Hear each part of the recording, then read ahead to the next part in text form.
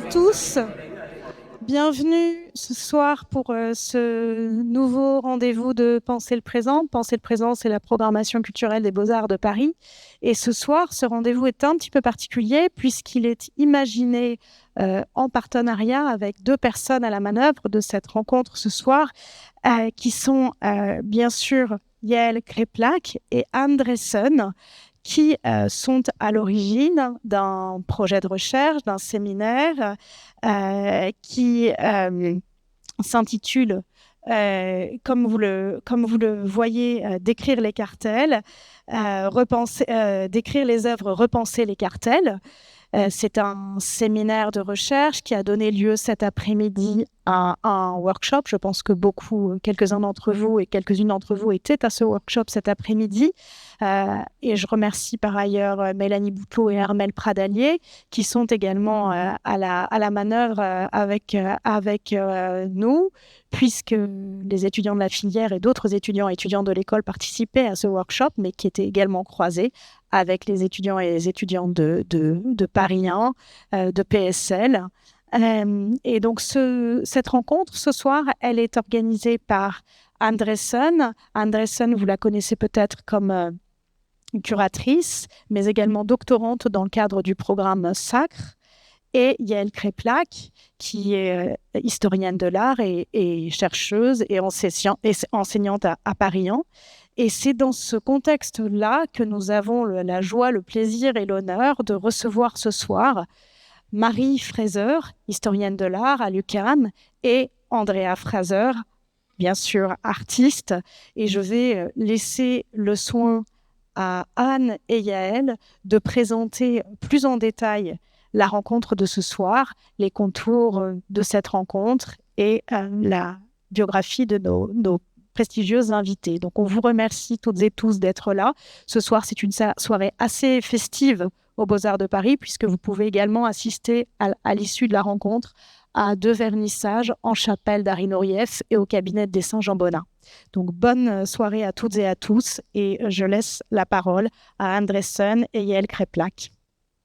Merci beaucoup.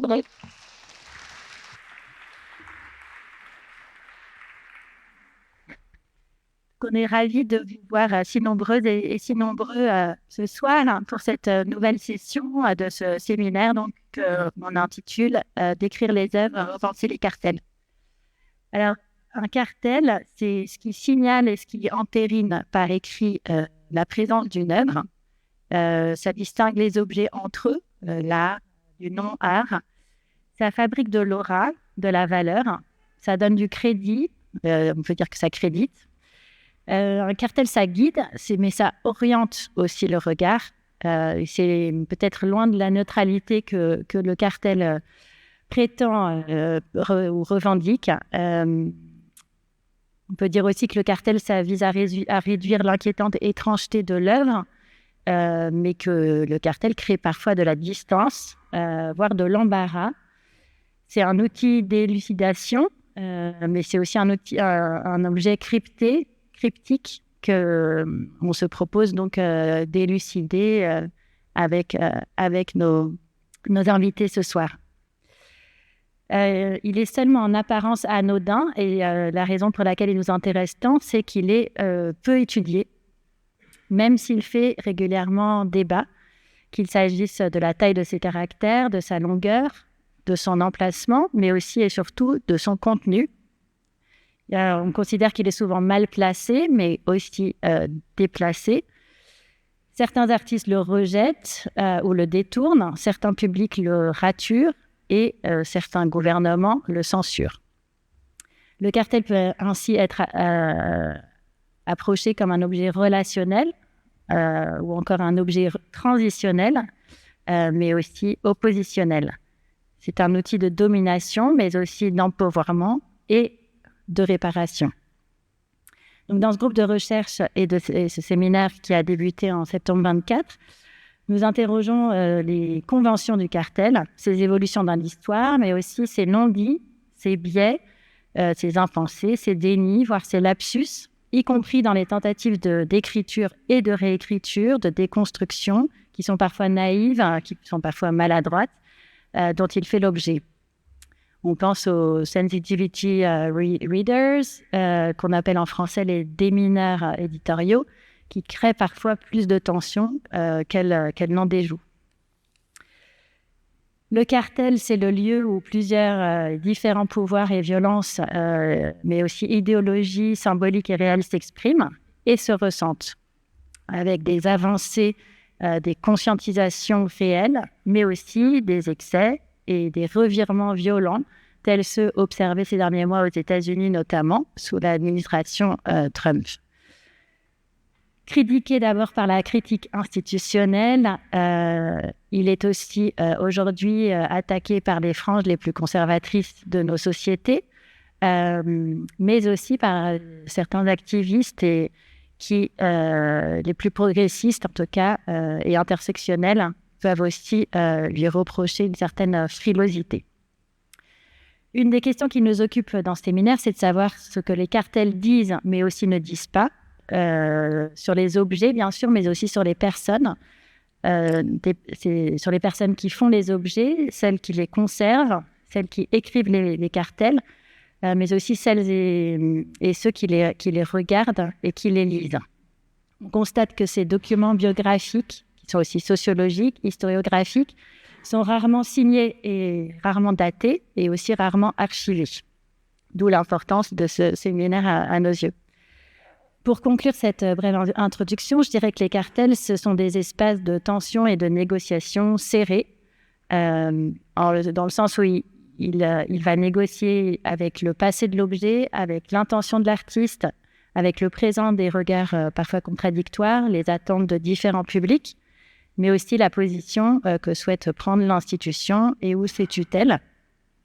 Et je terminerai avec des mots que Andrea Fraser a pu dire. Every time we speak of the institution as other than us, we disavow our role in the recreation and perpetuation of its conditions. Je pense qu'il est en effet fondamental de nous inclure toutes et tous dans ce travail réflexif et autocritique. La post-critical muséologie est un espace où l'on pose finalement plus de questions que l'on n'assène de réponses, et c'est à mon sens ce que tout cartel devrait chercher à faire. Merci.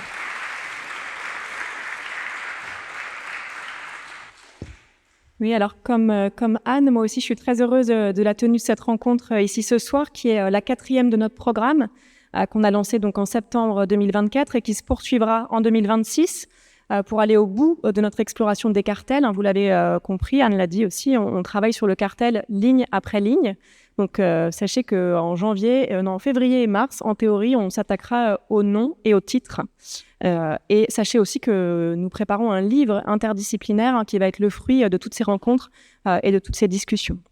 Alors bien sûr, on remercie beaucoup les Beaux-Arts de Paris de nous accueillir. Alors dans le cadre du programme Penser le présent d'une part, mais Audrey l'a rappelé aussi, en association avec la FAME, donc la filière artistes et métiers de l'exposition, avec laquelle on a conduit un workshop très intéressant cet après-midi sur la question des dates, puisque à chaque fois en fait dans ce programme, on articule un temps de conférence publique et un temps de workshop, parce qu'il nous paraît important de penser les problèmes que posent les cartels, pas uniquement du point de vue de leur lecture, mais aussi du point de vue de leur écriture.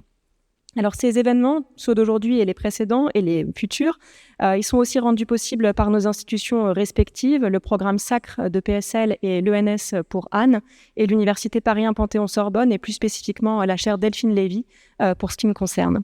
Et naturellement, rien de tout ça ne serait possible ce soir sans nos deux invités, Marie Fraser et Andrea Fraser, que nous remercions vraiment chaleureusement d'avoir accepté de venir réfléchir avec nous à ces enjeux d'une lecture critique des cartels. Donc vous l'avez compris à la suite de ce que Anne vient d'expliquer, mais c'est vrai qu'on essaye dans ce programme de recherche de mettre en jeu une pluralité d'approches, que ce soit sur un plan disciplinaire, sur un plan théorique et aussi du point de vue de la pluralité des pratiques professionnelles qu'impliquent les cartels. Et pour accompagner ces réflexions, il nous est apparu assez vite que la critique institutionnelle ou l'institution de la critique, on aura peut-être l'occasion de revenir sur ces terminologies, et la muséologie critique sont deux partenaires de choix, comme je pense qu'on va en prendre la mesure en écoutant d'abord Marie Fraser, puis Andrea Fraser. Alors, beaucoup de gens nous ont posé la question, qui partagent un nom de famille, mais pas pas plus, sinon quand même une vision critique de l'art et des musées qui nous a paru vraiment intéressante de mettre en perspective ce soir. Alors, pour dire 2 mots du déroulé de la soirée, je vais commencer par donner la parole à Marie Fraser pour 30-35 minutes à peu près. On prendra quelques questions, puis je donnerai la parole, nous donnerons la parole à Andrea Fraser qui parlera en anglais pour à nouveau une 30-35 minutes à peu près. Ensuite, on aura un temps d'échange entre elles deux et avec la salle en français et en anglais. Alors, Marie Fraser, donc, pour l'introduire avant qu'elle nous rejoigne ici, donc, est historienne de l'art. Elle est professeure à l'Université du Québec à Montréal, où elle est titulaire de la chaire de recherche en études et pratiques curatoriales. Ses travaux abordent de nombreuses problématiques. Récemment, vous avez peut-être consulté le numéro de la revue Marge qu'elle a fait paraître sur la question de l'activisme dans les collections. Et plus largement, elle développe actuellement tout un programme de recherche sur la question de l'usage ou des nouveaux usages des collections muséales. Et son intervention portera sur la question des codes du cartel qu'on a hâte de l'entendre décrypter pour nous ce soir. Merci.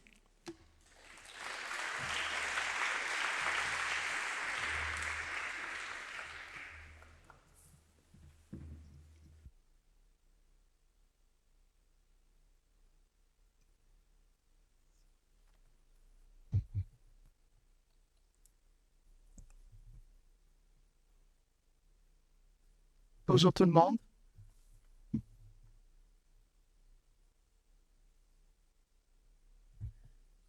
Je voudrais tout d'abord remercier Andresen et Yael Kreplak de m'avoir invité à relever le défi d'étudier le cartel à partir de la date. J'étais loin d'imaginer que cet exercice allait éveiller un monde souterrain aussi fascinant que complexe sur la vie des objets et des collections. C'est un honneur d'être ici et pouvoir partager mes recherches avec vous. Depuis plusieurs années, je mène des ateliers de réécriture de cartels dans le cadre de séminaires en muséologie à l'Université du Québec à Montréal et quelques anciens étudiants sont d'ailleurs ici dans la salle. Ces expérimentations m'ont incité à pousser plus loin l'étude du cartel et j'ai ouvert un chantier lui étant spécifiquement dédié dans le cadre des activités du groupe de recherche et de réflexion CIECO et du partenariat des nouveaux usages des collections dans les musées d'art. Lisa Bourali, candidate au doctorat à l'UQAM et à l'Université Paris 8, ainsi que Louis-Charles Lanier, professeur à l'École de design de l'UQAM, collaborent à ce projet. Je voudrais également remercier mes collègues et amis qui photographient des cartels lors de leurs voyages et de leurs visites de musées. Cette documentation est précieuse car il est malheureusement rarissime de trouver des cartels dans les archives des expositions ou dans les dossiers d'œuvres conservés dans les musées. Cette absence crée un vide et soulève des enjeux méthodologiques et épistémologiques importants lorsqu'on s'intéresse à l'histoire des expositions et des collections. Ma présentation pourra vous sembler par moments didactique. Elle est à l'image du cartel lui-même, c'est-à-dire la fiche descriptive d'une œuvre d'art disposée à un endroit bien précis du mur, à une 50aine de centimètres du sol. Oups, c'était parti de l'autre. Ah bon? Qu'est-ce qu'un cartel? Quelle est la fonction de cette petite étiquette? Qu'est-ce qui se cache derrière la façon d'organiser et de hiérarchiser les informations? Le cartel n'est pas seulement une description neutre et objective des composantes matérielles d'une œuvre. Dans son livre, alors, quel sens? Pardon. Dans son livre « Double Exposure », Mieke Ball posait une question essentielle au musée. Qui parle? Le cartel serait-il la voix du musée? L'étudier pourrait-il nous aider à percer le mystère qui entoure les collections et la vie secrète des œuvres, pour reprendre une très belle expression de Yael Kreplak? Et si les musées laissaient parler les objets, qu'auraient-ils à nous raconter sur leur mode d'existence dans les réserves, les salles d'exposition ou les caisses de transport? Tout comme l'anthropologue Arjuna Padurai dans La vie sociale des choses, j'étudie la trajectoire des œuvres d'art. Un des mérites de son approche matérielle est de définir la trajectoire, et je cite, comme une méthode particulière qui consiste à suivre la trace des objets à mesure qu'ils franchissent les différentes étapes de leur existence, qu'ils passent par différents régimes de valeurs, qui sont construits de diverses manières au moment où ils franchissent les seuils qui séparent des régimes différents. Je cherche à retracer la vie des œuvres ainsi qu'à suivre leur itinéraire dans les collections. Comment sont-elles acquises et intégrées au musée? Comment sont-elles manipulées, conservées, catégorisées, exposées, prêtées, transportées et interprétées? Qui les manipule, dans quel contexte et comment ces interactions les transforment-elles? En accordant une signification à tous les gestes qui rythment le quotidien des œuvres d'art, mes recherches vont à contre-courant d'une certaine doxa afin de montrer que les collections ne sont pas fixes, poussiéreuses et immuables, mais qu'elles sont au contraire résilientes, qu'elles sont en perpétuelle transformation, qu'elles ont la capacité de s'adapter, de se configurer et de se reconfigurer. Autrement dit, elles seraient dotées de propriétés semblables à un écosystème. Mais lorsque nous entrons au musée, comme le décrit bien Fernando Dominguez Rubio, dans son livre Still Life, Ecologies of the Modern Imagination of the Art Museum, et je cite et je traduis, « Au lieu de voir la vie qui se déroule, vous voyez la vie arrêtée. Au lieu du changement et de la transformation, vous percevez la stabilité et la permanence. Au lieu du mouvement des choses, vous percevez la pose infinie des objets. Vous ne voyez pas l'effacement des frontières ni l'effondrement des catégories. Ce que vous voyez, c'est la différence entre culture et nature, sujet et objet, passé et présent. Mais comment cela est-il possible? » Fernando Dominguez Rubio propose une des rares études qui explore le monde souterrain du musée. Il montre que pour rendre l'art visible, il faut une écologie. En portant son attention sur une des institutions les plus puissantes de la modernité artistique en Occident, le Museum of Modern Art de New York, il explore comment cette écologie est produite et maintenue en pratique. Au-delà des espaces d'exposition, il enquête sur les gestes et le travail qui s'effectuent quotidiennement dans les coulisses et par tous les acteurs, conservation, restauration, régie des œuvres, design et même gardiennage. Sont toutes ces personnes, comme il le souligne, et je cite, la forme particulière de l'imaginaire moderne que nous avons appris à nommer art serait littéralement inimaginable. Pour explorer ces aspects invisibles, il convient donc de questionner les pratiques muséales.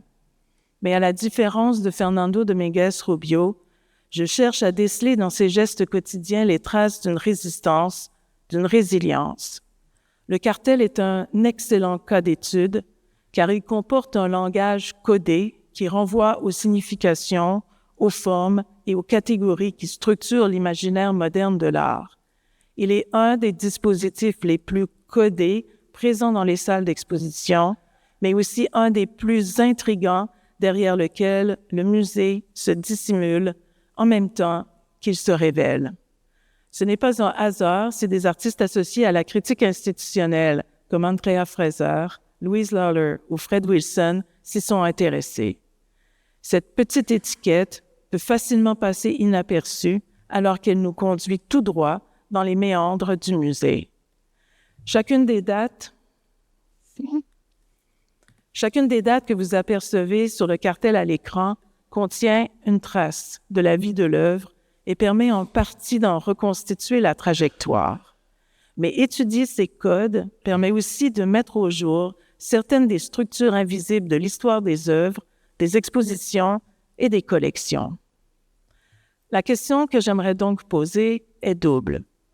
Qu'est-ce qu'un cartel peut nous révéler sur la vie des œuvres et qu'est-ce que ces codes pourraient nous apprendre du musée? Mon intention est de porter un regard critique sur les normes muséales, mais en même temps, je veux savoir s'il y a des subtilités où nous pourrions déceler des traces de résilience. C'est à partir de quelques exemples que j'examinerai l'usage du cartel et la manière dont les artistes et les pratiques curatoriales contemporaines se sont réappropriés ces codes pour en explorer, voire en dénoncer les conditions et les limites. Mais je voudrais tout d'abord dire quelques mots sur le cartel lui-même et décortiquer les différentes dates qui s'y trouvent.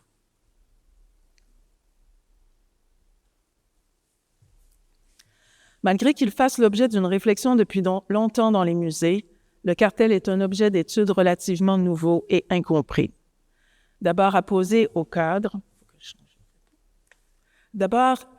d'abord apposé au cadre pour indiquer le nom de l'artiste, le titre de l'œuvre et parfois la date. Il se développe à travers le temps et devient un des indicateurs de la normalisation des pratiques muséales. Les recherches d'Anne-Élisabeth Spica et de Claire Dupin de Bézac ont permis de remonter son usage jusqu'à la fin du XVIIe siècle et de montrer qu'autour du salon de 1879, il se substitue au livret d'exposition devenu trop volumineux et onéreux. Le cartel et la notice d'œuvre dans le catalogue partagent ainsi un lien étroit de parenté. Comme l'explique Louis Marin à propos de la notice d'œuvre dans un texte que Dominique Poulot vient de remettre à l'actualité, on peut dire du cartel, et je cite, qu'il reproduit un ou plusieurs systèmes de classement en usage, en même temps qu'il renforce ces systèmes en faisant les seuls principes d'articulation et de l'identification des œuvres exposées, du parcours de l'exposition, et j'aimerais ajouter ici du classement des œuvres dans les collections. Il s'agit, pour Louis Marin, d'un transfert de connaissances et d'une posture d'autorité. En quoi le musée utilise-t-il la date pour transmettre un savoir sur l'objet et de quel savoir parle-t-on? Comme vous le voyez à l'écran, les différentes dates occupent 3 espaces distincts, mais elles sont aussi en interaction. Je vais me concentrer sur les 3 principales. La première comprend la date de naissance et de décès de l'artiste qui se trouve généralement dans le haut du cartel, bien en évidence au-dessus du titre de l'œuvre et de sa description matérielle. La présence de ces 2 dates a pour fonction de situer l'artiste historiquement et géographiquement. Comme le dit Louis Marin, elle associe ainsi des éléments identitaires et nationaux à la biographie de l'œuvre. La deuxième date est celle de la création de l'œuvre. Immédiatement juxtaposée au titre, elle relie l'œuvre à son contexte de production. Elle peut référer à une année précise ou approximative, comme c'est le cas ici, tout comme elle peut couvrir un très large éventail de temps, un siècle, une période, voire une civilisation. En haut du cartel, on voit ici que le musée utilise aussi la date de naissance de l'œuvre pour la classer historiquement dans l'Antiquité. Cette catégorisation historique est renforcée par la juxtaposition de l'œuvre dans l'espace d'exposition. Le cartel n'est pas seulement relié à l'œuvre, il est aussi un élément relationnel de sa mise à vue. La date de production classe l'œuvre dans l'histoire en même temps qu'elle détermine son emplacement à l'intérieur d'un parcours. C'est ainsi qu'elle joue un rôle fondamental dans les accrochages chronologiques de collection qui reproduisent le grand récit universel et œocentrique de l'histoire de l'art. La date sert à construire le fil narratif et la séquence narrative qui, dans la galerie du temps au Louvre-Lens, s'étend de la préhistoire à l'époque moderne. En dessous de la description matérielle ou dans le bas du cartel, à un endroit plus discret, se trouve la 3e date, celle de l'acquisition. Cette date est déterminante dans la vie de l'objet parce qu'elle provoque une rupture, un choc qui éloigne l'œuvre de son contexte de production. Pour Arjun Appadurai, ce passage marquerait un changement de régime de valeur, de marchandise à objet symbolique, à œuvre de collection. Ce changement de régime implique aussi un nouvel usage, une responsabilité et un soin. Le musée tient à signifier ce moment, voire à le célébrer, en inscrivant une nouvelle date dans la trajectoire de l'objet. Dans le système de classification muséale, la date d'acquisition est aussi importante que le moment de la création de l'œuvre. Elle représente une marque d'appartenance, de propriété et d'exclusivité. Elle est immédiatement suivie par le mode d'acquisition, par achat ou par don, et par la liste des dons ou des fonds qui y ont contribué. Le cartel sert ici à établir une relation directe entre l'objet et la collection, en même temps qu'il est un geste de reconnaissance de la part du musée, l'expression d'un sentiment de gratitude. Pour graver ce changement dans la mémoire, le musée utilise la date d'acquisition pour attribuer un numéro d'inventaire à toute œuvre entrant dans la collection. Quoiqu'il varie d'un musée à l'autre, ce numéro n'est pas aléatoire. Il suit un système interne et s'exprime sous forme de code comprenant des chiffres et parfois des lettres. Il est généralement composé de la date d'acquisition de l'œuvre, dans ce cas-ci 2019, le numéro de l'objet lui-même correspondant à son rang, 1251, il s'agit de la 1251e acquise en 2019, et le nombre d'éléments, c'est-à-dire que l'œuvre comporte ici 2 éléments. Chaque numéro d'inventaire est unique et restera associé à l'œuvre pendant la durée de toute sa vie dans la collection. Il ne sera jamais attribué à une autre œuvre. Il s'agit de sa carte d'identité. Le numéro d'inventaire est une marque de propriété, parfois gravée sur l'objet lui-même. Il confère au musée le droit d'en disposer, non seulement sur le plan matériel, c'est-à-dire d'en prendre soin pour préserver son état de conservation, mais aussi sur le plan discursif, c'est-à-dire de statuer sur son interprétation. Dans le système de classification muséale, le numéro d'inventaire devient l'ultime référence. Le musée non seulement exerce son autorité sur la propriété de l'objet, mais il se trouve aussi à effacer, du moins à invisibiliser, une partie de sa biographie et par conséquent de sa traçabilité. Je vous remets le cartel du Louvre-Lens pour attirer votre attention sur la pastille bleue à droite du cartel, qui est une marque évidente de la possession.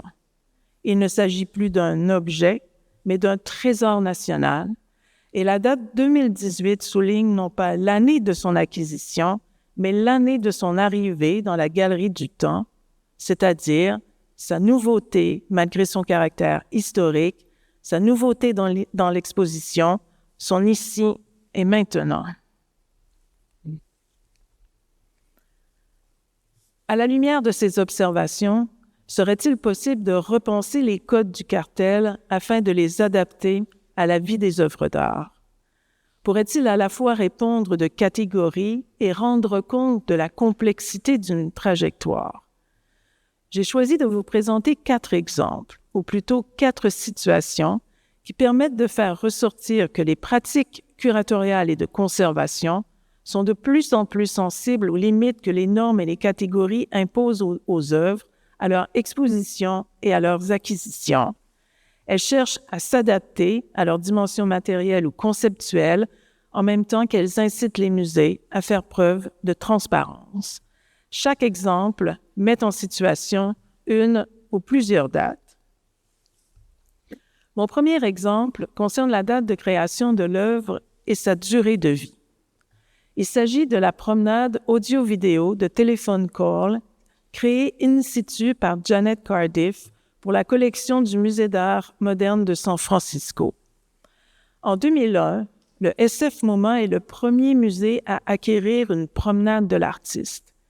Il est conscient que la pérennité de l'œuvre est à risque, que sa préservation posera des défis majeurs en raison de son caractère in situ. La promenade est créée dans et pour le musée. Munis d'écouteurs et d'un petit écran vidéo, nous suivons un parcours allant de l'entrée vers les espaces de circulation et les salles d'exposition de la collection. Chacun de nos mouvements est balisé par la voix de Janet qui s'adresse directement à nous. Marche dans mes pas, suis mes instructions, tourne vers la droite. Janet Cardiff utilise les qualités du son binaural pour exploiter à fond les effets de télescopage de la fiction. Elle nous raconte une histoire et du réel, l'histoire se déroule dans notre propre réalité. Les conditions de l'œuvre sont intrinsèquement liées au lieu. toute modification sur le parcours risque de compromettre sa conservation et son potentiel d'activation. Conserver l'œuvre nécessite donc de préserver l'intégrité de l'espace dans lequel elle s'active. À la suite d'importants travaux de réaménagement du musée, quelques années plus tard, la conservatrice associée des arts médiatiques Karen Schoen a entrepris une discussion avec l'artiste afin d'adapter l'œuvre à la nouvelle architecture. Lorsque l'œuvre est exposée, sur le cartel, une nouvelle date est ajoutée à la date originale.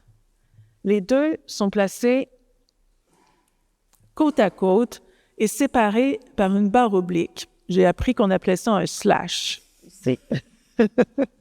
2001/2023. Cette coprésence des dates, qui est signalée ici par une barre oblique, signifie-t-elle que l'œuvre a un double statut dans la collection, ce qui serait complètement inusité? La barre oblique ne semble pas avoir la même fonction qu'un tiret, qui suppose un intervalle entre deux dates, une certaine continuité, comme si l'œuvre avait été réalisée entre 2001 et 2023. Elle n'a pas non plus la même fonction qu'une parenthèse. Si 2003 avait été mis entre parenthèses, cela aurait pour effet de mettre l'emphase sur la date originale. La barre oblique permet de relier les deux dates en même temps qu'elle les distingue.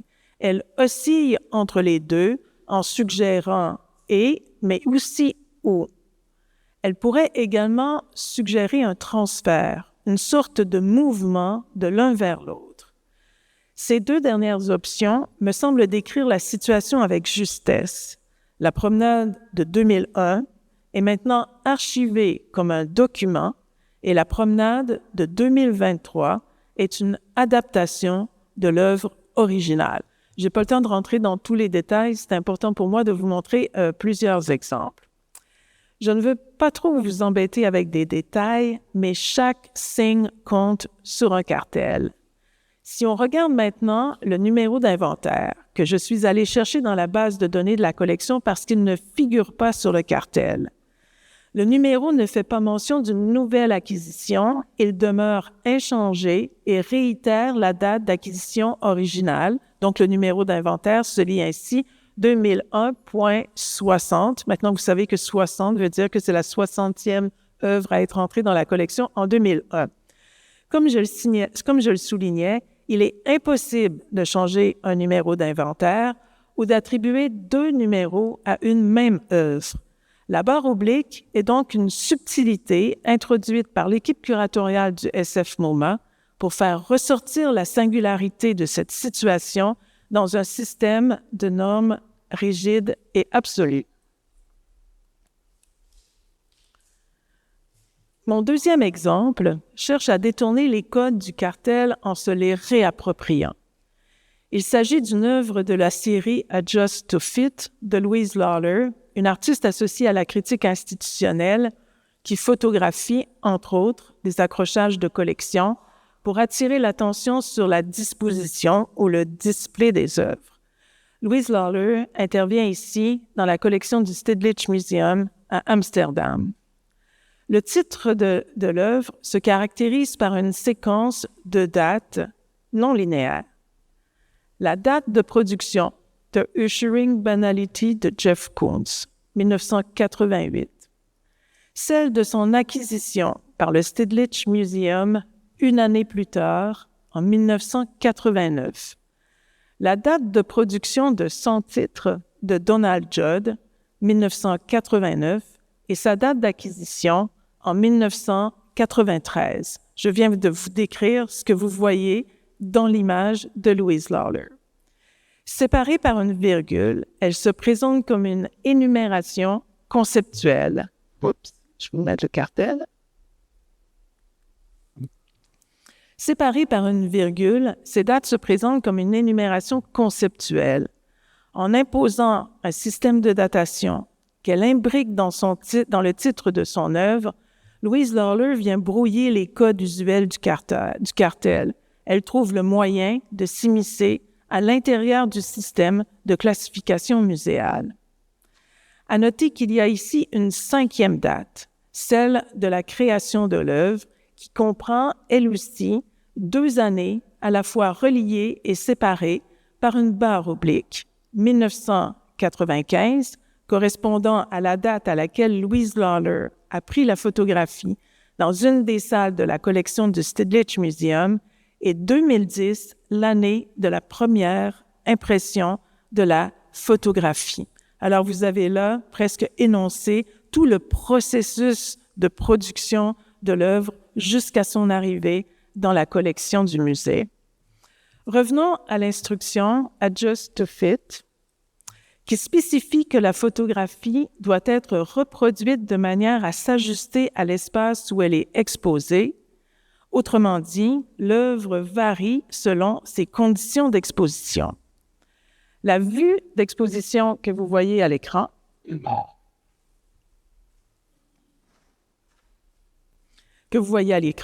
a été prise dans la nouvelle présentation de la collection inaugurée en 2022.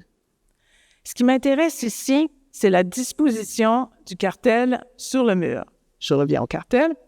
Le cartel de Louise Lawler est placé directement à côté du cartel de l'œuvre de Jeff Koons. Cette juxtaposition n'est pas l'effet du hasard, elle vient accentuer les écarts entre les dates et fait partie d'un projet curatorial en symbiose avec la position critique de l'artiste. L'œuvre est présentée dans la salle désignée par le titre « Authorship and Feminist Art Critiques » avec Cosima von Bonin, Marlène Dumas, ainsi que les Gary Huggers, aux côtés de Jeff Koons. Il paraît évident que cet accrochage cherche à recadrer la collection et le canon du grand récit de l'histoire de l'art avec une perspective critique, féministe, voire activiste. Et la proximité des 2 cartels invite à une posture de lecture comparative plus profonde et plus engageante.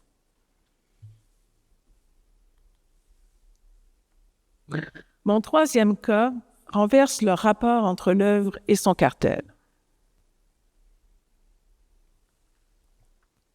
Il s'agit de l'accrochage de la collection du MASPI, le Musée d'art de Sao Paulo, imaginé par Adriano Pedrosa et inauguré peu après son arrivée à la direction artistique en 2015.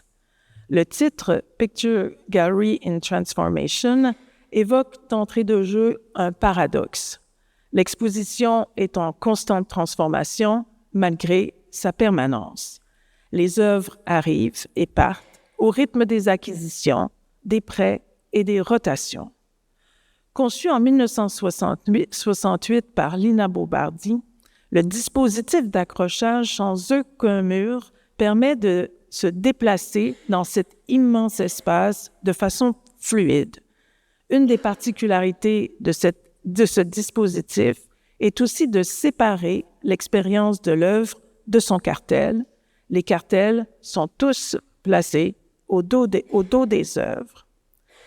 L'accrochage est chronologique, mais il inverse le temps en commençant par des œuvres d'artistes contemporains, par des œuvres contemporaines d'artistes noirs, d'artistes femmes et d'artistes du Brésil qui tranchent radicalement avec le corpus européen moderne et historique formant la majeure partie de la collection. La chronologie inversée est aussi parfois interrompue par la présence d'œuvres contemporaines. L'accrochage invite ainsi à observer le passé à partir du présent et à confronter l'histoire de la collection avec des choix d'acquisition contemporains. Il faut dire ici que depuis l'arrivée d'Adriano Pedrosa, il y a eu plusieurs acquisitions d'œuvres contemporaines. La date est ici déterminante. Elle positionne l'emplacement des œuvres dans l'espace d'exposition, en même temps qu'elle signale un changement d'orientation de la collection, une révision du canon occidental. La disposition des cartels à l'arrière des œuvres est aussi fondamentale. Elle permet de voir ce qui normalement est dissimulé d'une œuvre accrochée au mur. Le cartel coexiste avec des traces matérielles qui nous renseignent sur la biographie de l'objet. Les étiquettes collées à l'envers de l'œuvre donnent une idée de sa trajectoire. Chacune ajoute un événement à son cycle de vie. Provenance, arrivée dans une collection, exposition, circulation à travers des prêts, différents numéros d'inventaire qui témoignent d'un changement de propriétaire ou des précédents systèmes de classification de la collection. Le cartel semble ici dans son environnement naturel. Il s'insère dans un réseau de relations et de circulation de l'objet. Cette présentation de la collection résonne avec l'exposition inaugurale d'un nouveau pavillon à quelques pas du bâtiment principal, où un étage est réservé à l'histoire de la collection, montrant justement le déplacement et l'arrivée des œuvres, la variation de leur mode d'exposition. Mon quatrième et dernier exemple est une œuvre vivante dont la durée de vie et la propriété sont liées l'une à l'autre, c'est-à-dire que l'œuvre a une durée de vie limitée dans la collection. Contre toute attente, elle ne sera pas conservée pour l'éternité. Ce cas est non seulement atypique à ma connaissance, il est aussi inédit dans l'histoire des collections occidentales. Pourtant, lorsqu'on lit le cartel, rien n'indique avec évidence cette particularité. L'œuvre est catégorisée selon le modèle standard du musée. Tout semble donc normal. Il y a plusieurs dates. La date de naissance de l'artiste, 1987, associée à son lieu d'origine, mais sans spécification de sa communauté autochtone Kakchikel. La date de création de l'œuvre, 2021, immédiatement associée au titre, cette fois-ci en langue autochtone. La date du fonds ayant permis le prêt, et enfin, ce que l'on suppose être la date d'acquisition, 2022. À noter ici la présence du numéro d'inventaire L04781 au bas sur la dernière ligne, ce qui indique que l'œuvre est bel et bien dans la collection, tout comme la tête affirme sa propriété quelques lignes plus haut, en reconnaissant la contribution de fonds et d'entreprises à l'acquisition. Mais que signifie ici « près de l'artiste » ? Est-ce que le numéro d'inventaire pourrait nous mettre sur une piste? Il est fort probable que le L majuscule indique ici que l'œuvre est en prêt à long terme, L pour loan en anglais, tandis que les chiffres servent à identifier l'œuvre de manière unique dans le système de catalogage interne qui suit une logique propre à la tête. Les musées utilisent généralement ce type de numéro d'inventaire pour identifier une œuvre bénéficiant d'un statut temporaire en attente d'être intégrée définitivement à la collection, lorsqu'il s'agit par exemple d'une promesse de don, lorsqu'il s'agit d'un prêt à long terme ou d'un dépôt. Le musée a la garde de l'œuvre en attente d'en avoir la propriété. Il s'agit d'un état transitoire qui ne correspond pas tout à fait à l'intention d'Edgar Callel, car il n'existe pas d'outil pour classer une acquisition qui n'a pas été conçue pour être conservée de façon permanente. Le système de connaissance du musée est basé sur ce que Fernando Dominguez Rubio appelle l'imaginaire moderne, et non pas sur le cycle de vie des œuvres. Sur le panneau, à l'entrée de la salle et sur le site web de la tête, on peut lire ceci. En 2023, la tête est devenue la gardienne et non la propriétaire de l'œuvre The Echo of an Ancient Form of Knowledge. Basée sur la pensée et la coutume maya, l'accord reconnaît que l'œuvre de Callel n'est plus qu'une simple forme physique et rend hommage aux communautés autochtones locales du Guatemala. Il s'agit d'un modèle unique de conservation. Avoir la garde désigne la responsabilité de prendre soin, de protéger et de transmettre une œuvre, mais sans en être propriétaire. Édouard Callel ajoute, je traduis, Le but d'exposer cette œuvre était de montrer que tout n'est pas à vendre, certaines choses appartiennent à l'humanité et nul ne peut les posséder. Je crois qu'il est tout à fait juste que les pratiques des peuples autochtones, même lorsqu'elles circulent sur le marché de l'art ou lorsqu'elles sont sous la responsabilité d'un musée, continuent de leur appartenir. La tête a la garde de l'œuvre pour une période de 13 ans, un nombre symbolique dans le calendrier maya. À la fin de la période, c'est-à-dire en 2035, un nouvel accord pourra être établi avec l'artiste et sa communauté, pouvant inclure le renouvellement de la garde, le transfert de l'œuvre à une autre institution ou le retour des éléments à la terre. La structure du cartel ne permet pas de rendre justice à la cosmologie autochtone qui pourtant est intrinsèque à l'œuvre. S'agirait-il alors d'ajouter, après la date d'arrivée de l'œuvre dans la collection en 2022, la date prévue de son départ 13 ans plus tard, en 2035? Ce serait fort probablement la première ou une des rares fois qu'une date d'un temps futur figurerait à l'endroit du cartel sur la ligne d'acquisition 2022-2035.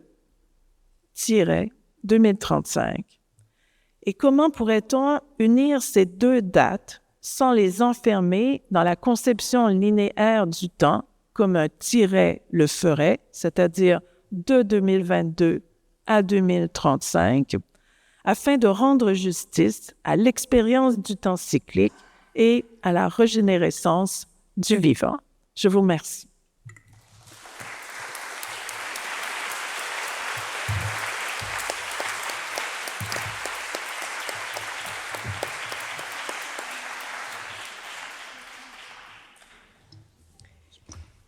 Merci beaucoup Marie pour cette première intervention.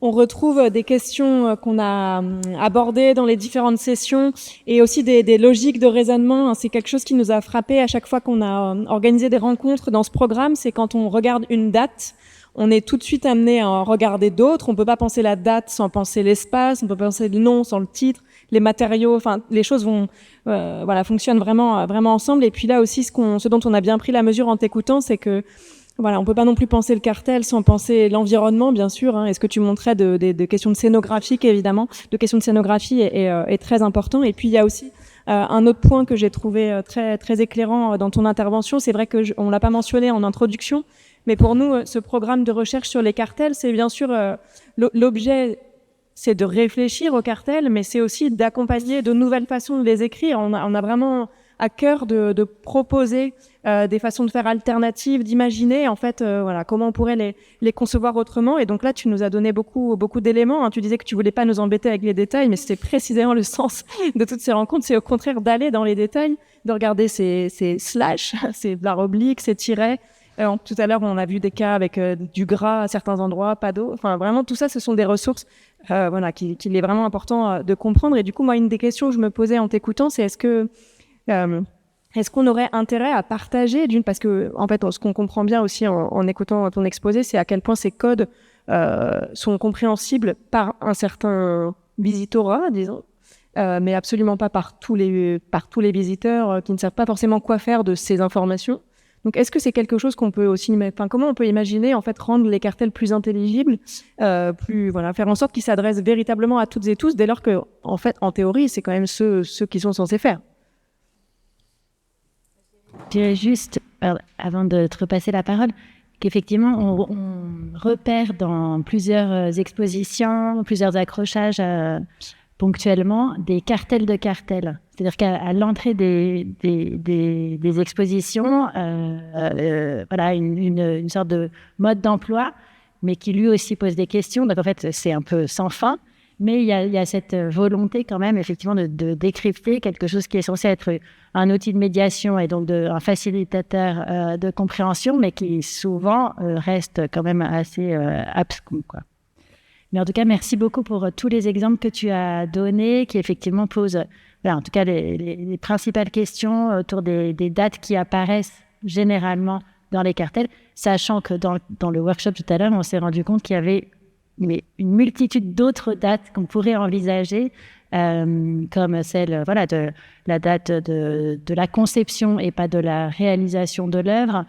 Ça peut être aussi la date des restaurations d'une œuvre, ça peut être la date d'un retitrage d'une œuvre. En fait, voilà, il y a énormément de choses. Il ne s'agit jamais de proposer tous ces éléments pour nos cartels alternatifs, mais juste de se poser la question et peut-être de se dire aussi que tous les cartels ne doivent pas être homogènes et finalement s'adapter aussi aux œuvres auxquelles elles renvoient, et tout en disant aussi quand on ne sait pas quelque chose. C'est-à-dire ne pas faire comme si le problème ne se posait pas, mais indiquer, utiliser le point d'interrogation qui est aussi une invitation à compléter et à poursuivre des recherches. Est-ce qu'on passe la parole maintenant pour quelques questions, sachant qu'on pourra aussi revenir à la fin de la soirée pour des questions à Marie. Est-ce que quelqu'un a une question urgente qui ne peut pas attendre? Sur un détail qui a été abordé là.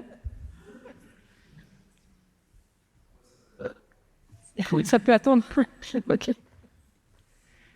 Alors, on passe à tout comme ça. On a une discussion après commune. Ouais, très bien, parfait. Est-ce que je peux laisser... Oui, bien sûr. Peut-être le même. Oui. Donc là, on va poursuivre donc avec notre seconde intervention. Donc nous avons le grand plaisir de recevoir ce soir Andrea Treser, qui est artiste et professeure à l'Université de Californie à Los Angeles et qui est actuellement boursière en art visuel à l'Académie américaine de Rome. C'est-à-dire qu'on a attrapé nos deux intervenantes sur leur chemin depuis les États-Unis et le Canada en Europe, puisqu'on parlait de trajectoire. Alors, dans son travail, Andrea Treser explore les économies sociales, financières, affectives des institutions culturelles et elle a réalisé de nombreuses performances qui mettent en question l'autorité et même l'octorialité du musée en particulier. Et dans sa conférence, elle nous présentera quelques-unes de ses réflexions et de ses interventions artistiques sur les cartels et au-delà des cartels aussi sur le discours de l'institution muséale.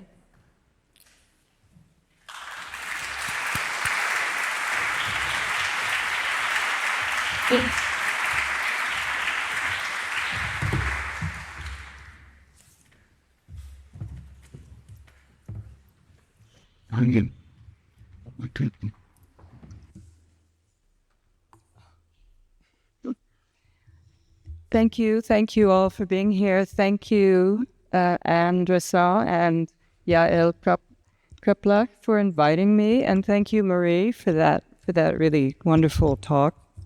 I learned a lot about dates and wall labels, and I feel it's strange having this right here, but I don't know. But then I have to advance. Oh, I have that. Okay, but then we should trade back. Sorry, I didn't realize I had another twice.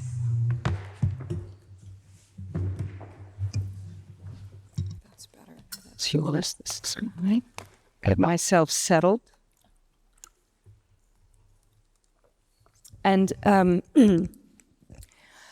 apologize for speaking English. I'm sorry that I can't deliver this talk in French, and I hope you will be able to follow along with me. When I was invited to join the seminar, and it was made clear that the structure of the seminar is to work through very systematically the standardized elements of information on wall labels, starting with the provenance line, and then going through materials, and now we're at dates. And I let Anne and Yael know that I didn't think that I had a whole lot that I could say about dates. So I am going to speak more generally, as much as I really appreciate the rigor of this structure. And it also reveals to me the degree to which I take all of that information largely for granted, despite the fact that I have done a lot of work with and about, and even in the form of wall labels, over the years. If we want to look at this as an artwork of sorts, and that's my label. Courtesy the artist. that I decided that I would zoom out and step back. But I did also realize that despite having done a lot of work about labels, I never actually really did a literature search about museum labels. So I did that. I put in the search to an academic database, and I found out some wonderful quotations, which may be familiar to some of you who are studying labels from the U.S. from the late 19th century and early 20th century debates about museums, which is when many of the structures and practices of mediation were being put into place. And there was someone named G. Brown Good, who was an expert in fish, who was a curator at the Smithsonian Institution. And he wrote, "An efficient educational museum may be described as a collection of instructive labels," I can't read that very well, "each illustrated by a well-selected specimen." And this was often quoted in the literature about wall labels in education, at least in the US in the late 19th and early 20th century. And I found it repeated quite a few times.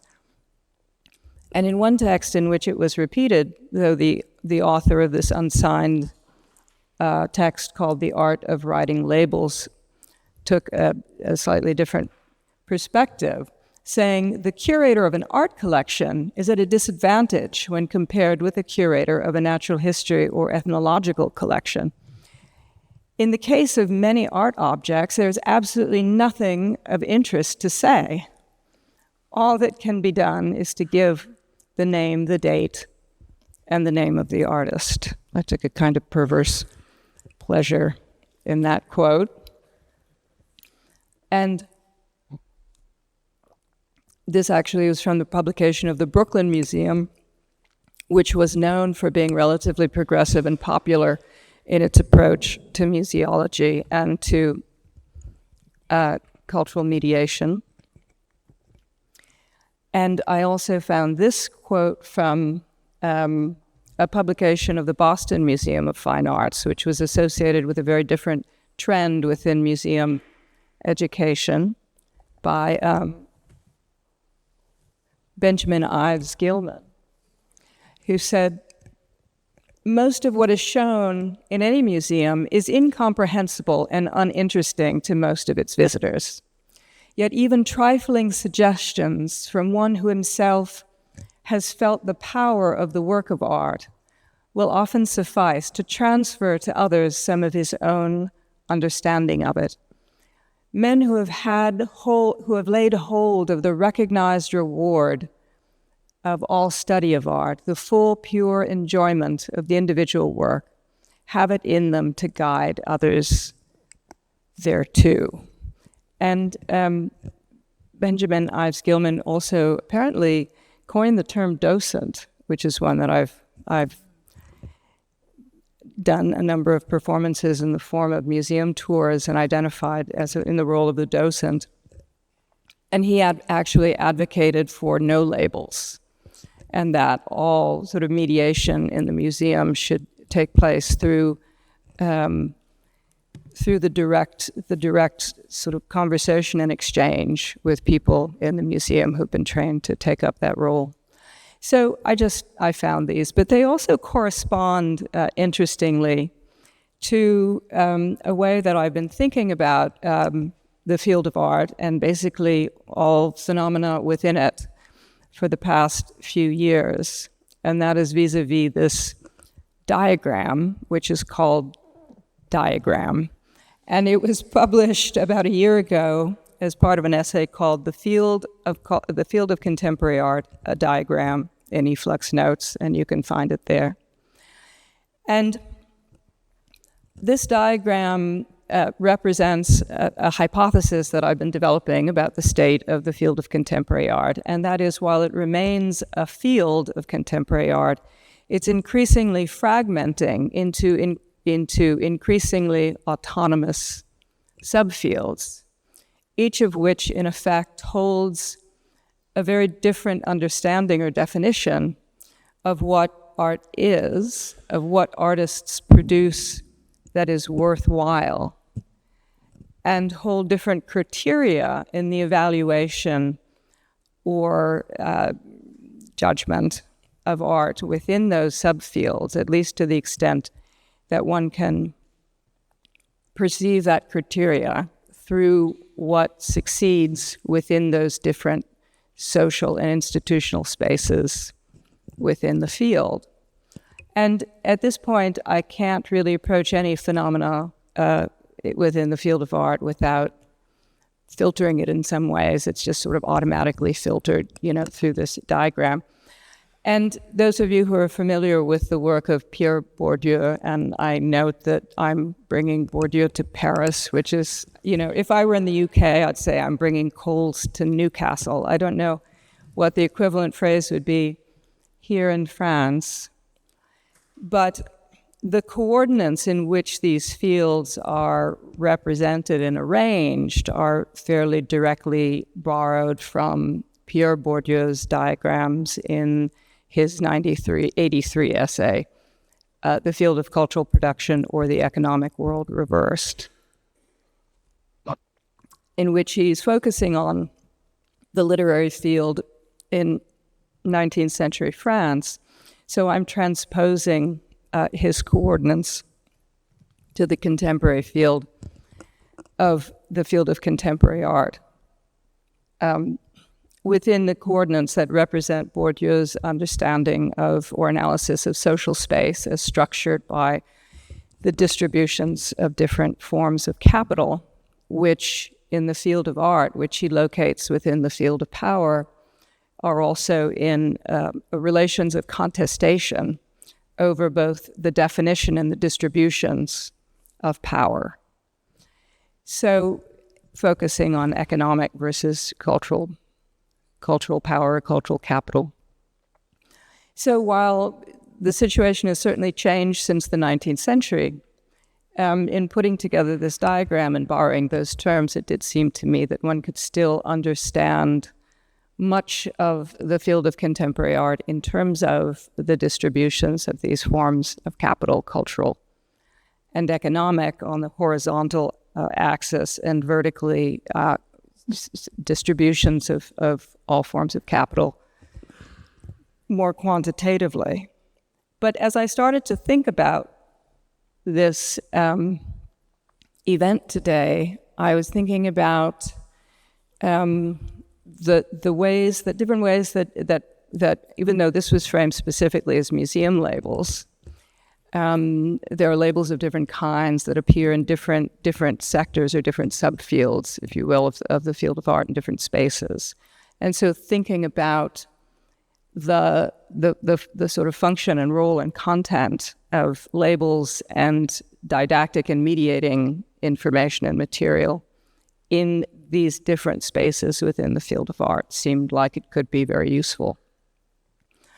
And the premise of this diagram in some ways is that not only what is selected, so that the conditions of these subfields would not only influence what is selected and sort of privileged and succeeds within them, but also how those artworks are presented and with what forms of discourse or mediation. And that would also reflect the criteria that predominates in those subfields. So thinking about this, I sort of noted in my mind that in what I describe as the market field, in which artists primarily produce value, whether one understands that as artistic value or economic value, or the relationship between the two, you rarely find labels in commercial art galleries. Sometimes now in art fairs, and we'll see at Art Basel as it opens, later this week. And I think one really only finds labels in art galleries sort of at the very low end, where they feel like they, from the perspective of an insider like myself, reflect a kind of naive aspiration or ambition to the status of the museum, or the very, very high end at galleries that really do have the resources and the power to mount museum shows. Instead of wall labels, there are checklists and press releases. And the way that I understand this is that, you know, the viewer in a commercial art gallery is situated in many respects as a connoisseur, or at least someone with the pretensions to connoisseurship, which should be encouraged and not insulted by information that would interfere with the direct engagement and assessment of the value of the work. And also that the absence of labels means that information about the artworks need to be usually obtained from someone. And that someone then can also use that opportunity to potentially engage in salesmanship. I mean, there are certainly other factors at work. But in this sense, it also sort of corresponds to the position of Benjamin Eves Gilmore, who did not believe in labels and saw, I think, in a certain model of the museum from the late 19th and early 20th century in the US, which the Museum of Fine Arts Boston represented, to see the museum as a kind of extension of the connoisseurship of its patrons, with the aim of generating more connoisseurs or patrons among its public in some sense, and sharing and disseminating the aesthetic pleasure, which in many ways define that patronage, as well as a sort of specific, perhaps what Bourdieu would call domestic relations to culture, as distinct from what he called scholastic relations to culture. In what I call community-based subfields, of which there are a great range, there are countless multitudes of artistic groupings that I would describe as community-based, based in communities of artists who share a certain educational background, who share a commitment to a particular medium, who share a geographical location, or communities rooted in identity, geographical, cultural, ethnic, racial identity, among others, or communities that might be linked through political commitments. So there's a sort of a range of community-based artistic communities which may or may not involve or sort of privilege what might be called community-based practices in the art field.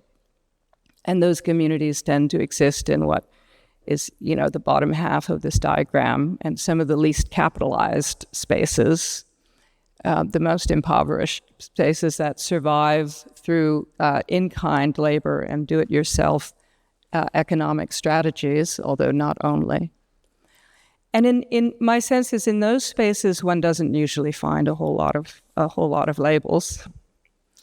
In some sense, because the presumption is that there is a shared understanding, a shared access to culture, to the culture of that particular community. And I imagine the labels that exist function primarily to sort of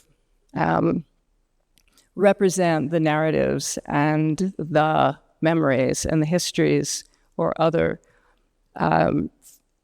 dimensions of that shared identity, and to sort of support the shared habitus, if you will, that kind of constitutes that community. Now, in the what I call the subfield of cultural activism, I think one also doesn't usually find very many labels, at least not labels that have the aim to mediate. One might find text that has the aim to mobilize or to further a project of political education. But it's not a space where one finds, I think, a lot of textual material that serves a purpose of mediation. Now, of course, in the academic field, what I'm calling the academic subfield of the field of art, which would be distinct from the artistic subfield of the academic field, although I couldn't tell you exactly what that distinction would be, but And when I'm thinking about the academic subfield, I'm thinking about the field in which sort of what artworks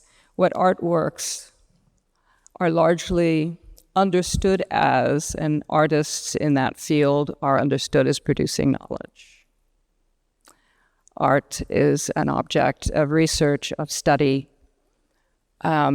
Artists, regardless of whether their practices are research-based, but especially if their practices are research-based, are understood to be producing knowledge. And in that, that's a subfield in which labels, of course, are very important, in which G. Brown Good's definition of the museum as a well-arranged group of labels illustrated by a specimen would apply, I think, quite directly, and where the labels sort of function and other wall texts function to further support. In some sense, one can also, there are degrees of which this is part of a space of a community of scholars who are speaking to each other, or whether as that field intersects with the exhibition field in the context of museums that are understood as educational institutions, scholarly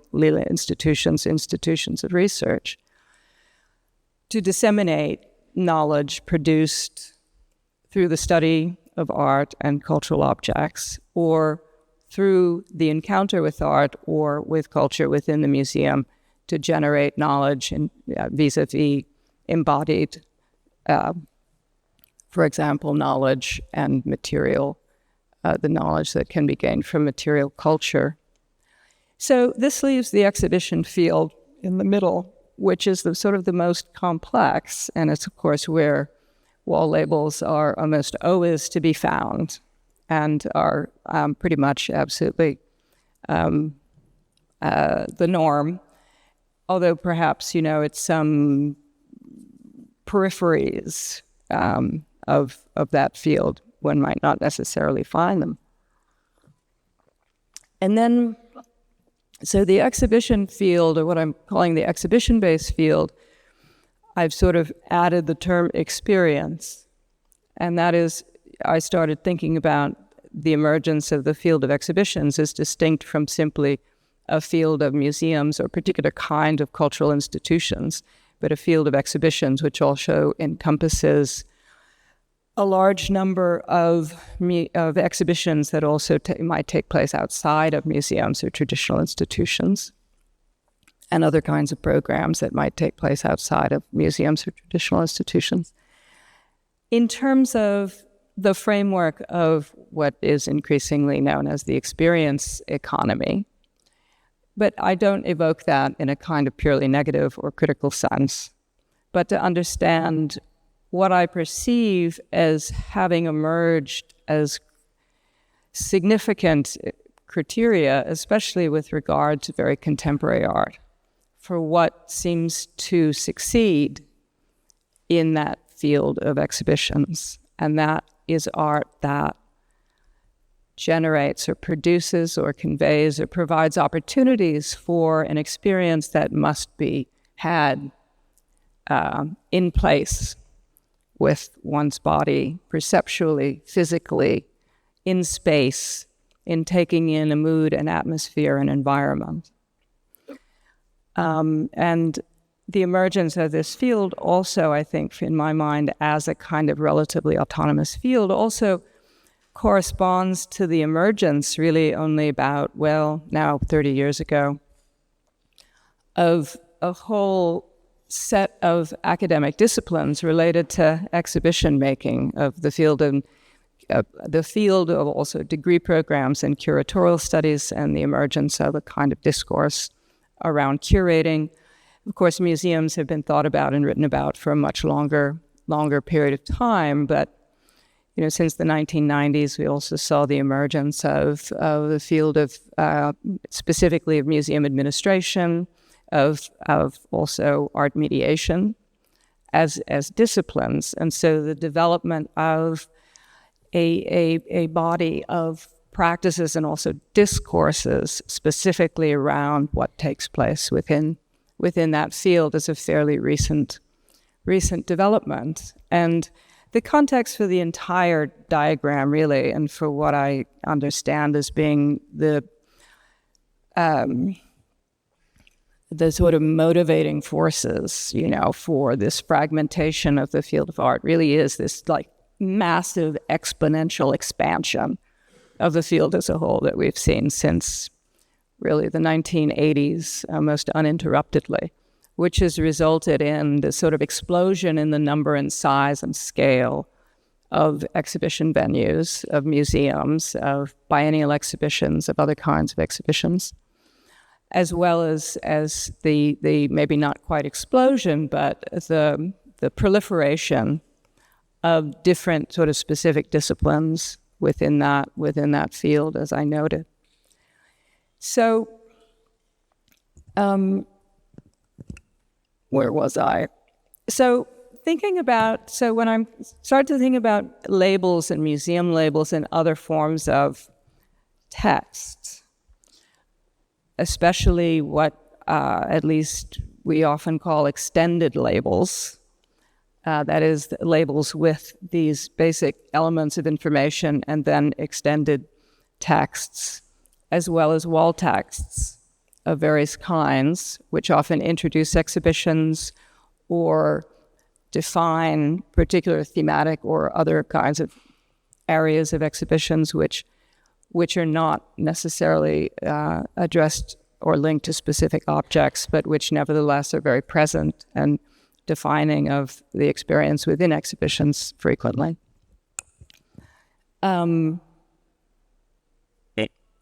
So thinking about all of that sort of discourse and how it can be understood within, this sort of framework of thinking about the phenomena, especially that might be understood to be occurring at the points of intersection between the field of exhibitions and these other fields in the academic field, or the market field, or community-based fields, or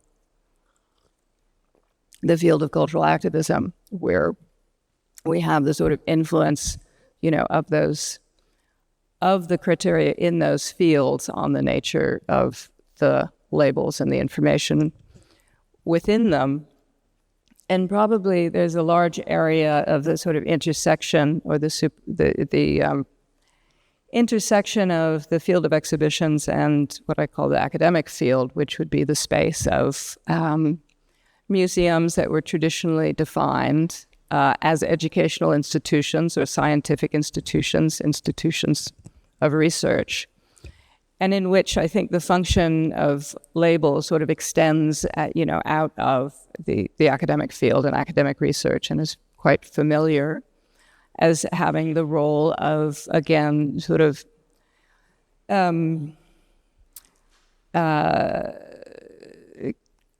communicating and disseminating the knowledge produced within the museum.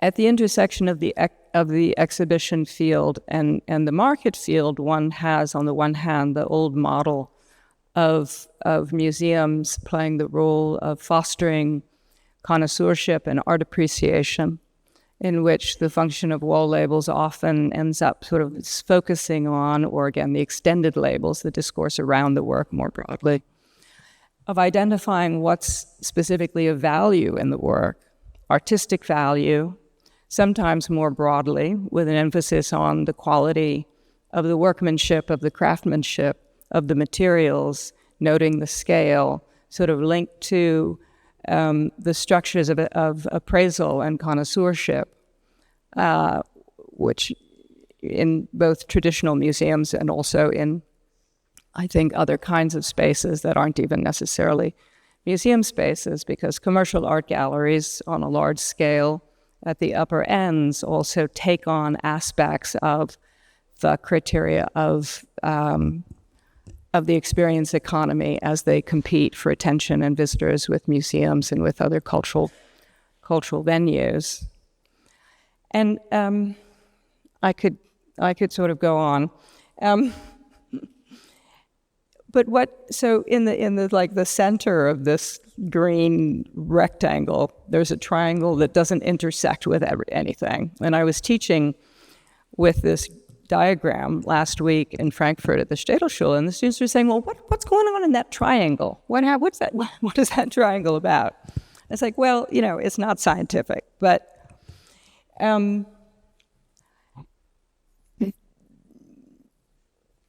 I think in the sort of spaces of contemporary art that I often find myself, and that I might be the most directly connected in terms of my own position within the field of art.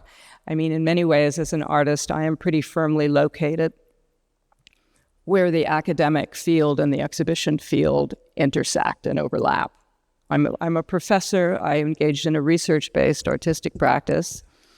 I engage art history and art museums and so forth, and that's very much where I'm located. At the same time, I'm also an artist who, despite being a very programmatic and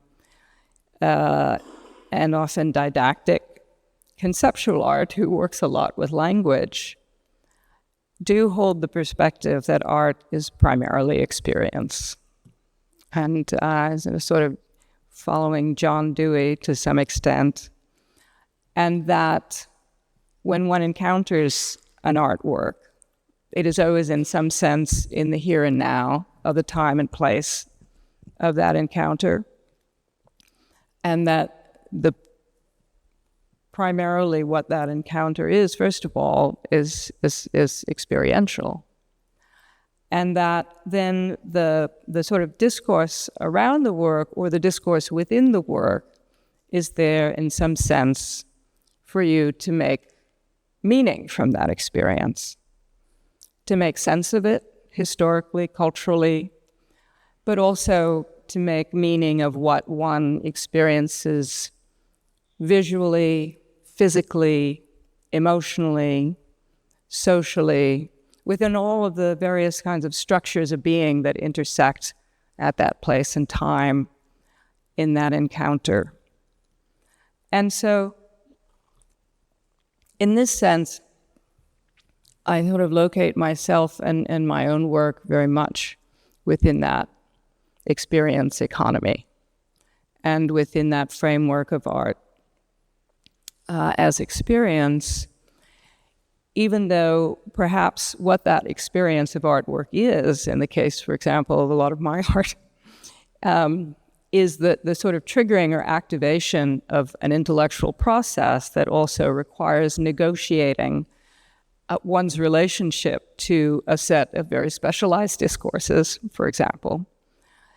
But that, first of all, still in my mind, it comes out of an experience, something that's activated. So the very kind of challenging question for me of what the function or the role of wall labels and other forms of art discourse are in connection to a way of thinking about art as experience and encountered with art as primarily experiential. And this goes back to the quote I said, I had in the beginning, where with a lot of art, there's really almost nothing of interest to say. And the author actually went on and said, well, because it doesn't make any sense to describe something that's right in front of the person who's seeing it.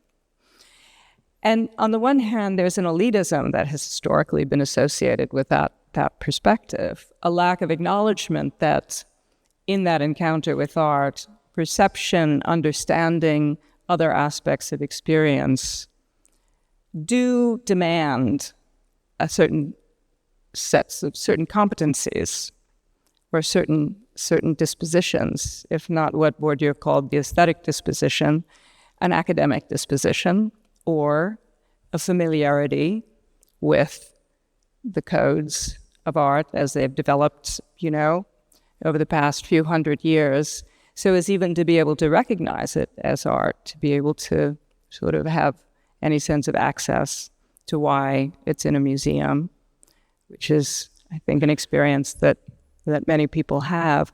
At the same time, there is, I think, very often, with the sort of discourse around art in an exhibition context becomes a substitute for experience, and this is something I think many people complain about, or becomes a sort of prescription of experience, if not a description of experience. So rather than sort of supporting that encounter, becomes a way of containing anxiety that might emerge in that encounter, containing self-reflection that might emerge, perhaps, and directing that within a sort of legitimate, to sort of be contained within a very specific, legitimized discourse. That, of course, is also linked to particular forms of authority and power. So there are all of these very kind of challenging questions that arise, I think, at that sort of conjunction of art and experience. Now, I have a lot more slides, and I have 40 minutes. You know, I didn't really want to talk about my work, but let's see.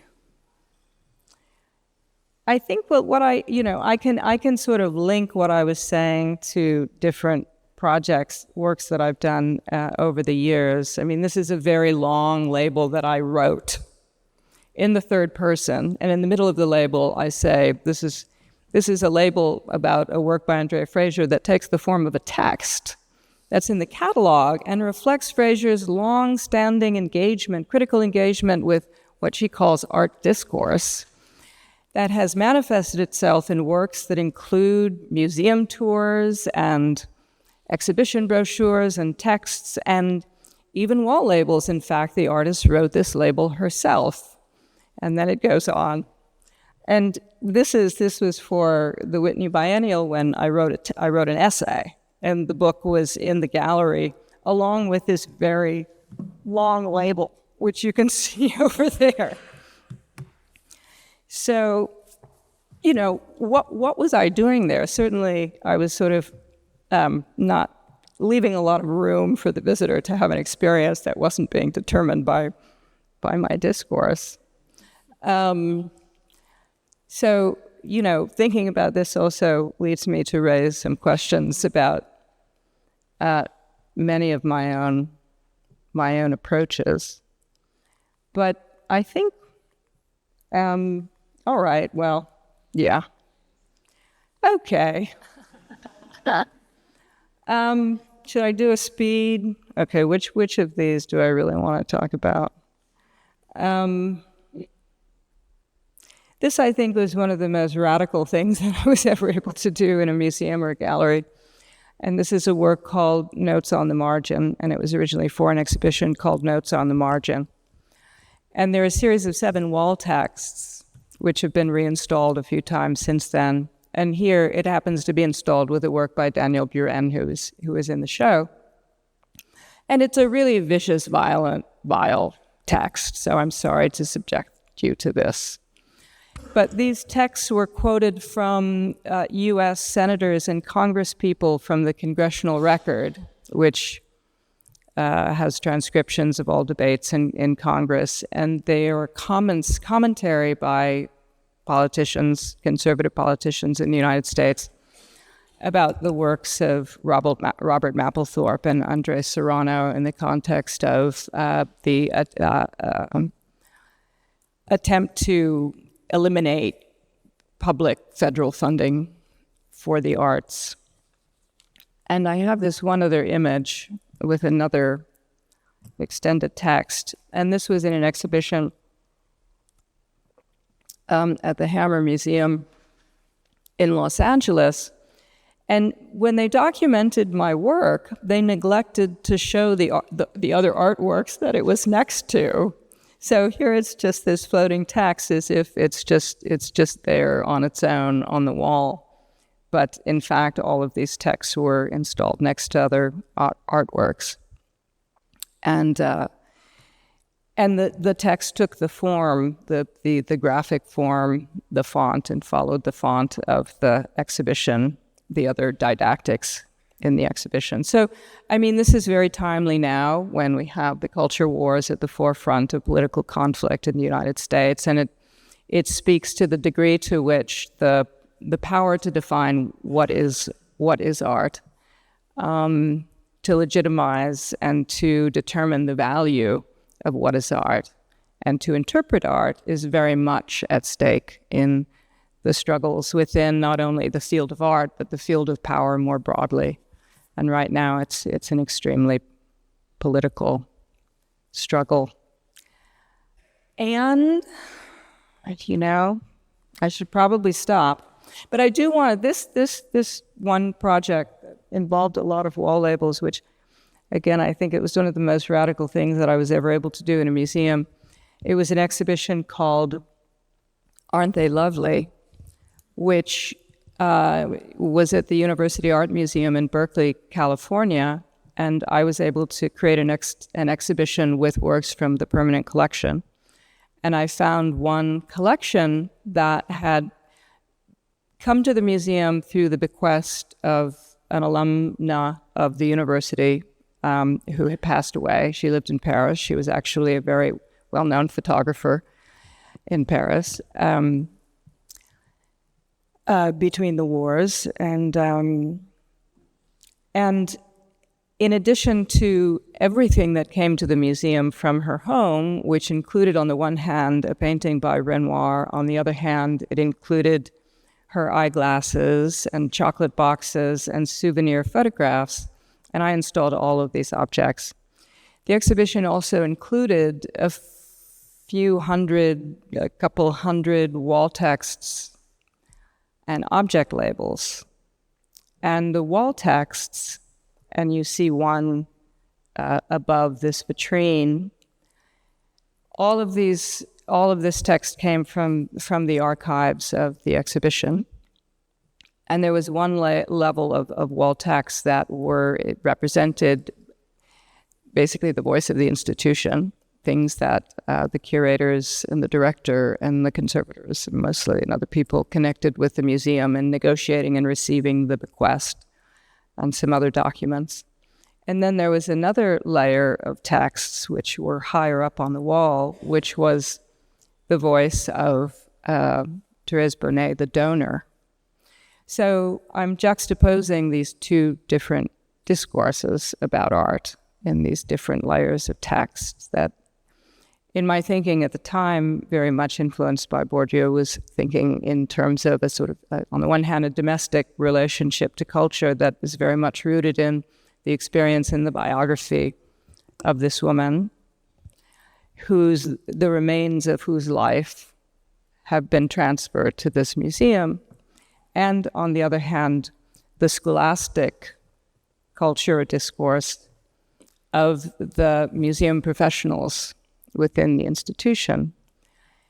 But what was really extraordinary was also finding within the sort of discourse of the museum these various kinds of assessments of the objects, from conservators, from curators, which, unlike the text that one almost invariably finds in museums in relationship